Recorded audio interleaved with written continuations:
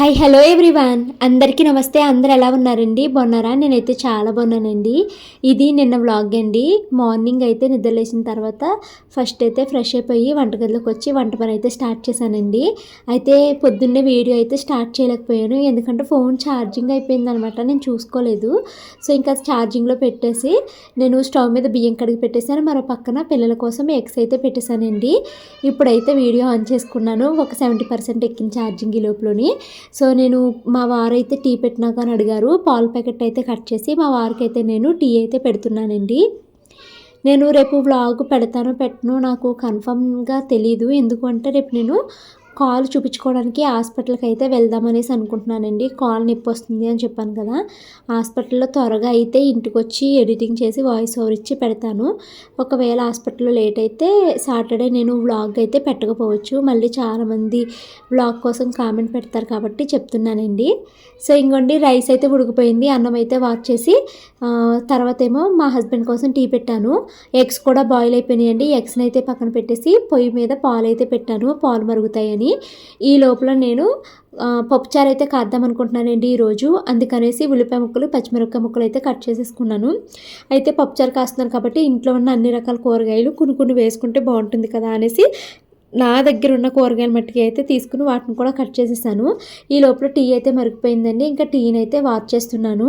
అది స్టీల్ స్టైనరే. మళ్ళీ చాలామంది చెప్పినా కూడా పదే కామెంట్స్ పెడుతున్నారండి. అది స్టీలే. ఇంకా నేను కూరగాయలు అయితే కట్ చేసుకున్నాను కదా, టీ మరిగిపోతే మా హస్బెండ్కి అయితే ఇచ్చేసానండి. ఒక గిన్నెలో అయితే పెడుతున్నాను. నార్మల్గా మనము తాలింపు వేసుకునే ముందు కూరగాయలన్నీ బాగా వేపించుకుని అప్పుడు పప్పుచారు వేసుకుని మరిగించుకుంటే బాగుంటుంది. కానీ నాకు ఇప్పుడు అంత టైం లేదు. సో ఇలా టైం లేనప్పుడు మనము ఇలా చేసేసుకుంటే బెస్ట్ అండి. నేను మెయిన్ ఆ కూరగాయలన్నిటిని పప్పులో కలపకుండా గిన్నెలో అయితే పెట్టుకున్నానండి. కానీ ఉల్లిపాయ పచ్చిమిరపకాయ టమాటా నాకు మెత్తగా అయిపోయినా పర్వాలేదు. సో అందుకనేసి నేను వాటిని పప్పుతో కలిపి అయితే వేసేసాను అనమాట. మీరు నాకు సలహా ఇచ్చారు కదండి, ఉప్పు పసుపు కారం అన్నీ వేసేసి పెట్టుకోవని బాగుంటుంది అని. సో ఈ మధ్యలో ఎప్పుడు పప్పు ఉన్నా కూడా నేను అలాగే చేస్తున్నానండి. చాలా బాగుంటుంది, పని కూడా తక్కువైనట్టు అనిపిస్తుంది అనమాట ఒకేసారి వేసేసుకుంటేనే. ఇంకా గిన్నె తీసేసి ఫస్ట్ అయితే ఇవన్నీ వేసేసి మిక్స్ చేసాక గిన్నె పెడదామని పక్కన పెట్టేశానండి. దాంట్లో ఫస్ట్ అయితే పసుపు వేసుకుని పప్పుచారు మొత్తానికి ఎంత అయితే ఉప్పు అవసరం అవుతుందో అంత ఉప్పు కూడా వేసేసుకున్నాను. తర్వాత అయితే దీంట్లోకి నేను కారం కూడా అయితే వేసేసి మొత్తం వీటన్నిటిని అయితే చక్కగా అయితే మిక్స్ చేసేసుకున్నానండి. వీటన్నిటిని మిక్స్ చేసేసిన తర్వాత నేను దీంట్లోకి కొంచెము దాన్ని ఏమంటారు ధనియాలు జీలకర్ర పొడి కూడా వేసానండి. యాక్చువల్గా నేను ఎప్పుడు పప్పుచారు కాసిన కొత్తిమీర వేస్తానండి. ఇప్పుడు నా దగ్గర కొత్తిమీర లేదు, నిన్నే చట్నీ అయితే చేసేసాను పాడైపోతుంది అని. సో అందుకనేసి ఇంక కొత్తిమీర వేయలేదు. ఇంకోటి ఇవన్నీ మిక్స్ చేసేసి దాంట్లోకి అయితే నేను కూరగాయలను కూడా వేసేసుకున్నాను, గిన్నె పెట్టేశాను. ఇప్పుడు దీన్ని ఇంకా నేను స్టవ్ మీద అయితే పెట్టేస్తానండి. సో ఈ పప్పుచారు విజిల్స్ రావడానికి టైం పడుతుంది, పాలు మరగడానికి టైం పడుతుంది. సో ఇంకా నేను పిల్లలిద్దరిని నిద్ర అయితే లేపేసి మనునైతే కూర్చోమని జడేస్తానని చెప్పాను. షానునైతే వాష్రూమ్కి అయితే పంపించానండి. ఇంకా నేను ఇడ్లీ పాత్రలోకి ఇడ్లీ కూడా వేసేసుకుని దీన్ని పక్కన పెట్టేసుకుంటే మనుకి షానుకి జడ అయితే వేసి వచ్చేసిన తర్వాత ఇడ్లీ పాత్ర స్టవ్ మీద అయితే పెట్టేస్తానండి. ఇప్పుడు నేను ప్రస్తుతానికి పిల్లల కోసం మాత్రం ఇడ్లీ వేస్తున్నాను. ఒక 6 ఇడ్లీలు అయితే వేసేసాను అనుకోండి, వాళ్ళు స్నానాలు చేసి వచ్చి తినేస్తారు. నేను వాకింగ్ నుంచి వచ్చిన తర్వాత వేడిగా అప్పుడైతే వేసుకుని తింటామండి నేను మా హస్బెండ్. సో ఇంకా ఇదిగోండి ఇడ్లీ అయితే ఒక 6 మాత్రమే వేసి దాన్ని కూడా స్టవ్ మీద అయితే పెడుతున్నాను. పాలు అయితే మరిగిపోయినాయండి. సో పాలు అయితే నేను కట్టేసి పాలని పక్కన అయితే పెట్టేసి అక్కడ ఇడ్లీ పాత్ర అయితే పెట్టేశాను. కానీ ఇంకా స్టవ్ అయితే ఆన్ చేయలేదు, ఎందుకంటే పిల్లలిద్దరూ స్నానాలు చేసి వచ్చే లోపల ఇడ్లీ అయితే చల్లబడిపోతుంది. అందులోనే రాగి ఇడ్లీ ఒకటి కదండి, చల్లారిపోతే తినబుద్ధి కాదు. సో అందుకే ఇడ్లీలు ఎలా వచ్చాయి భవాని అని చాలామంది అడిగారండి. ఇడ్లీలు అయితే బాగా వచ్చినాయి. రాగి ఇడ్లీ కన్సిస్టెన్సీ చెప్పు, ఏది ఎంత కొలతలు వేస్తున్నాము చెప్పు భవాని అని చాలామంది అడిగారండి. నాకే వంటలు రావండి, ఒకరోజు బాగా వస్తే ఒకరోజు బాగా రావు. మీరు నన్ను అడుగుతున్నారు. యూట్యూబ్లో చాలా వీడియోస్ ఉంటాయి కదండి, అవి చూసి ట్రై చేయండి. నేను ఎలా వేసాను అంటే 2 గ్లాసుల మినప్పప్పు అండి, పొట్టు మినప్పప్పు. మాది చాలా బాగా ఉరుమవుతుంది. సో అది 2 గ్లాసుల మినప్పప్పు తీసుకున్నాను. దానికి 3 గ్లాసుల రాగులు, ఒక 4-5 గ్లాసులు రవ్వ అయితే వేసాను అనమాట. ఫస్ట్ 3 గ్లాసుల రవ్వ వేసానండి, కానీ మాది బాగా పిండి ఉరుమైపోవడము సరిపోలేనట్టు అయిపోయినట్టుగా ఉంది. సో అందుకనేసి నేను మళ్ళీ ఇంకొక 2-3 గ్లాసులు రవ్వ అయితే వేసాను అనమాట. ఇడ్లీ అయితే గట్టిగానే లేదు, మెత్తగానే లేదు, చాలా బాగా వస్తుందండి. లాస్ట్ టైం ఇడ్లీ వేసినప్పుడు రవ్వ వేయలేదు, అది అతుక్కుపోయి చాలా చిరాగ్గా వచ్చింది. బట్ ఇప్పుడైతే చాలా బాగా వస్తున్నాయి ఇడ్లీలు, తినగలిగేలాగా ఉన్నాయి అనమాట. అయితే రాగుల్ని నేను ఎప్పుడు వేసినట్టు గ్రైండర్లో వేయకుండా ఈసారి మిక్సీలో అయితే వేసేసి ఆ తర్వాత అయితే నేను రవ్వతో పాటు అదే మినపప్పుని కలుపుతాను కదండి పిండిని, అప్పుడు ఈ రాగి పిండి మిక్సీ పట్టింది అయితే వేసి కలుపుకున్నాను అనమాట. బాగా వచ్చినాయి. ఇంకా రాగులు చాలా ఉన్నాయండి ఇంట్లోని, వాటన్నిటిని అవగొట్టేసుకోవాలి, ఎందుకంటే పెంకు పురుగులు పట్టేస్తుంది మా ఇంట్లోని. అందుకని అన్ని ఫ్రిడ్జ్లో పెట్టేశాను, జాగ్రత్తగా వాడేయాలి. ఫస్ట్ అయితే ఇంకా నేను ఈ ఎర్రకంది పప్పు అయితే అవగొట్టేశానండి, లేకపోతే పురుగు పట్టేస్తుంది. ఇంకా పెసరపప్పు ఉంది, దాన్ని అవగొట్టేయాలి. అయితే 10:45 అయిపోయిందండి. టిఫిన్ అయితే చేసేసిన తర్వాత గిన్నెలన్నింటినీ అయితే క్లీన్ చేసేసాను. ఇంకా మార్నింగే మా హస్బెండ్ అయితే ఇల్లంతా క్లీన్ చేసి మాపింగ్ అయితే ఆయన పెట్టేశారండి. సో ఇంక ఇంట్లో అన్ని పనులు అయిపోయినాయి. వాషింగ్ మిషన్లో బట్టలు వేసాను, అవి అయిపోతే వాటిని కూడా తీగల పైన ఆరేసేస్తాను.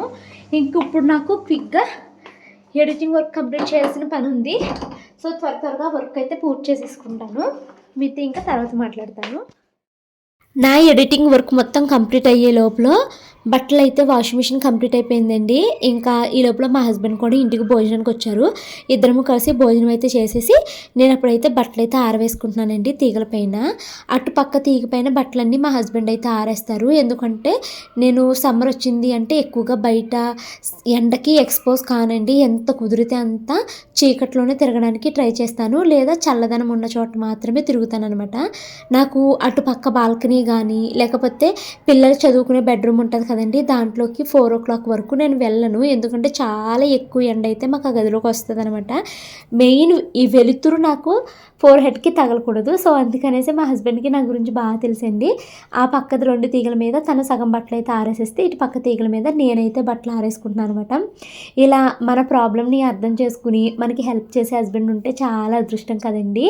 మా హస్బెండ్ ఈ ఒక్క విషయంలోనే అనే కాదండి, మార్నింగ్స్ నాకు పిల్లల్ని స్కూల్కి పంపించి వాకింగ్ నుంచి వచ్చి ఇల్లు మొత్తాన్ని తుడుచుకుని స్నానం చేసి అప్పుడు ఎడిటింగ్లో కూర్చునేసరికి టైము 11:30, 12 అయిపోతుంది, నాకు లేట్ అయిపోతుంది అనేసి మార్నింగ్ అయినా 6 o'clockకి లేచినప్పుడు నేను ఒక పక్కన వంట పని చేసుకుంటే మరో పక్కన అయినా ఇల్లంతా క్లీన్ చేసేసి మాపింగ్ అయితే పెట్టేసి ఆఫీస్కి అయితే వెళ్తారండి. నేను చాలా చాలా బ్లెస్డ్ అనుకుంటాను ఈ విషయంలోని, ఎంత హెల్ప్ చేస్తారో మా హస్బెండ్ అయితేని.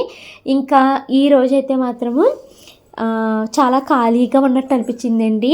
మా హస్బెండ్ షానుని మనుని నేను తీసుకొస్తాను అని అన్నారు. అండ్ ఇదొకటి చెప్పాలండి, మా హస్బెండ్ షాను మనుని తీసుకురావడానికి ఎందుకు వస్తారు అంటే తను తెలుసు నాకు కొంచెం ఎండలోకి వెళ్ళినా చాలా తలనొప్పి వస్తుంది అని. సో అందుకనేసి ఆఫ్టర్నూన్ అయినా భోజనానికి 2 o'clock ఆ టైంకి వచ్చి భోజనం చేసేసి మళ్ళీ వెళ్ళిపోయేటప్పుడు పిల్లల్ని ఇక్కడ దింపేసి వెళ్తారనమాట. ఎందుకంటే నాకు ఈ సమ్మర్లో కొంచెం సేపు అయినా కూడా ఎండలోకి బయటకు వెళ్ళానంటే తలంతా నరాలు చాలా బరువెక్కిపోయినట్టుగా తలనొప్పి స్టార్ట్ అవుతుందండి. అది ఓన్లీ సమ్మర్లోనే ఉంటుంది. సో అందుకనేసి ఖచ్చితంగా అయినా ఈ జనవరి, ఫిబ్రవరి, మార్చి నుంచి మే నెల వరకు నాకు చాలా చాలా అసలు అర్థం చేసుకుని హెల్ప్ చేస్తారనమాట.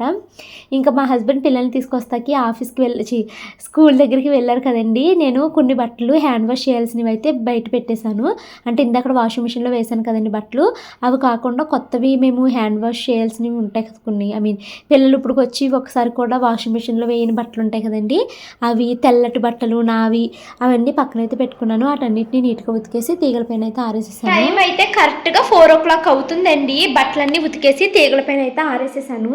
ఇంకా షాను మన వాళ్ళు స్కూల్ నుంచి కూడా వచ్చేసారు. ఇంకా నేను పిల్లలిద్దరిని కాసేపు అయితే చదివిస్తాను. ఇప్పుడు 4 అయింది కదండి, 4 to 6 వాళ్ళది స్టడీ అవరు. వాళ్ళని చదివించిన తర్వాత మళ్ళీ కరాటేకి వెళ్ళే ముందు మాట్లాడతాను. +2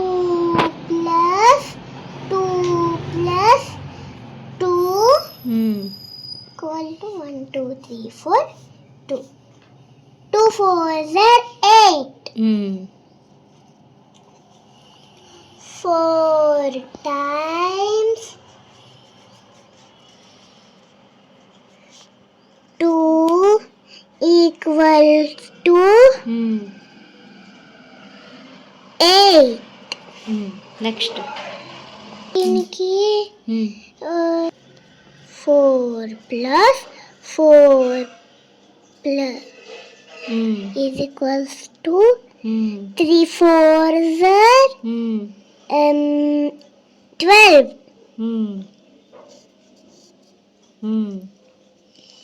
3 times 4 equal to 12. 3 4s are 12. Next.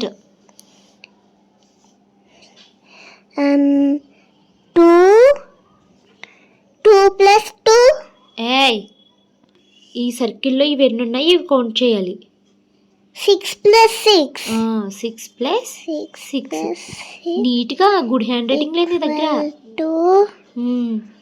12. ఇప్పుడు 6లో ఎన్నిసార్లు ఉన్నాయి? 6 times 2 times 6. ఈ సర్కిల్స్ ఎన్ని ఉన్నాయి? పెద్ద సర్కిల్స్ 2 times 6. 2 times 6 ఎంత? 2 6 are 12. 6 2s are 12. Next balloons లెక్కెట్టు. 1 2 3 3 3 plus 3 plus 3 plus 3 12. 4 times 3 equal to 4 3s are 12. Very good. Next. Stars count. Stars. Do చెయ్యి. 5 3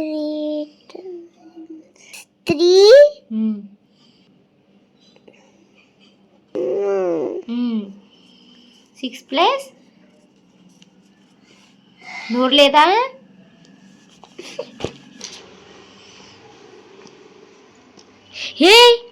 అది ఎందుకు సరిపోవు?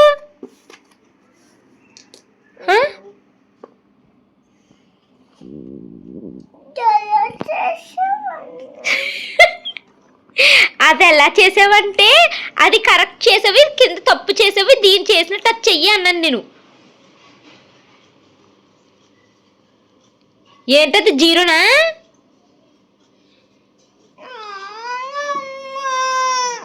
మరి సరిగ్గా రాయి.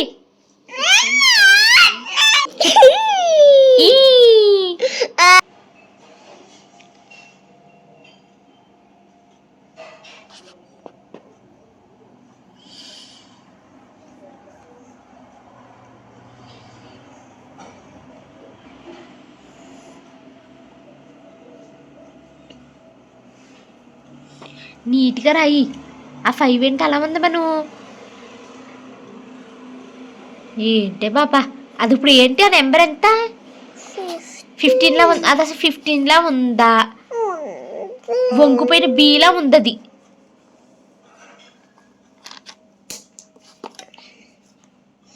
అందంగా. Very good. ఇప్పుడు రాయ్.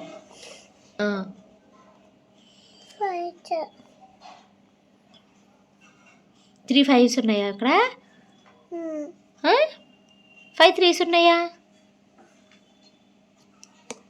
5 times 3 ఉంది. 3 times 5 ఉందా? 5 times 3 చెయ్యది. 3 plus 4 5 6 7 8 9 10 11 12 13 14 15. ఎన్ని నెంబర్స్? 12 plus 3 15. నెక్స్ట్ 4 5 6 7 8 9 10 11. మే ఇక్కడ 3కి 12 కలిపే కదా, ఒక నెంబరే కదా పెరిగింది. అప్పుడు ఇక్కడ నుంచి ఒక నెంబర్ తగ్గిస్తే అయిపోద్ది. నువ్వు అన్నిటికి లెక్కేసుకోక్కర్లేదమ్మా. ఇక్కడ ఇప్పుడు 12కి ఒక నెంబర్ తగ్గితే ఎంత? 11 11 plus 4 11 plus 4 ఎంత? 15. ఉండు షన్వి. 11 plus 4 15. నెక్స్ట్ 1 చేయండి. 2 3 4 5. అయ్యి బాబా అలా 15 నెంబర్స్ లెక్కెట్టుకునే కన్నా 15 - 1 చేయవే. దాంట్లో ఈజీ. 15 15 ముందు నంబర్ 14 14 ప్లస్ 1 14 ఎంతమ్మా 14 ప్లస్ 1 టైం అయితే 5:15 అవుతుందండి. ఇంకా పిల్లలిద్దరిని కరాటే క్లాస్కి అయితే తీసుకెళ్ళాలి 6 o'clockకి. వెళ్ళడానికి ముందు కొంచెం చపాతీ పిండి కలిపేసుకుని వెళ్ళాను అనుకోండి, వచ్చేసరికి కొంచెం నానుతుంది, చపాతీలు మంచిగా వస్తాయి కదా అనేసి పిండి అయితే కలిపేసుకుంటున్నాను. ఇంకా మార్నింగ్ వండిన అన్నం అయితే ఉంది, అది నేను నైట్ తినేస్తాను. ఒక చపాతీ తిని అది తినేస్తాను. నిన్న చికెన్ కూర అయితే వండాను కదండి, అది కూర 1/2 kg వండాను కదా, ఒక పొట్టుకే కదా, అందులో నుంచి కొంచెం కూర మిగిలిపోయింది అనమాట. ఇంకా ఆ కూర ఇప్పుడు వీళ్ళకి వేసేసి పెట్టేస్తాను, ఆ చికెన్ వేసి. సో ఇంకా ఓన్లీ చపాతీ ఒకటి చేసుకుంటే సరిపోతుంది. ఇంకా మార్నింగ్ పప్పుచారు కూడా ఉంది, నేను అన్నంలో వేసుకొని తినేస్తాను అది. ఇంకా షాను మను అయితే రెడీ అయిపోయారండి బట్టలు వేసుకుని. ఇంకా వాళ్ళని కరాటే క్లాస్కి అయితే తీసుకుని వెళ్ళి వస్తాను. టైం అయితే 7:30 అయ్యిందండి. కరాటే క్లాస్ నుంచి అయితే ఇంటికి వచ్చేసాము. ఇప్పుడైతే నేను చపాతీలు వేస్తున్నానండి. ఇందక్కడే పిండి అయితే కలుపుకొని వెళ్ళిపోయాను కదా, సో మా వారైతే చపాతీలు చేస్తున్నారు. ఇంక నేను ఒకటి కాల్ చేస్తానండి, త్వరగా తినేస్తే త్వరగా పని అయితే కంప్లీట్ అయిపోద్ది. చికెన్ ఉంది కదా, చికెన్ అయితే వేడి చేసేసుకున్నాము. ఇదిగో ప్రస్తుతానికి తీసుకో, ఇదిగో చిన్నది తీసుకొచ్చాను. సో చపాతీలు అయితే వేసుకొని తినేస్తామండి. ఇంక ఈ వ్లాగ్ అయితే ఇక్కడితో ఎండ్ చేసేస్తాను. వీడియో నచ్చితే లైక్ చేసి కామెంట్ చేయండి. Thank you so much watching this video. Bye bye.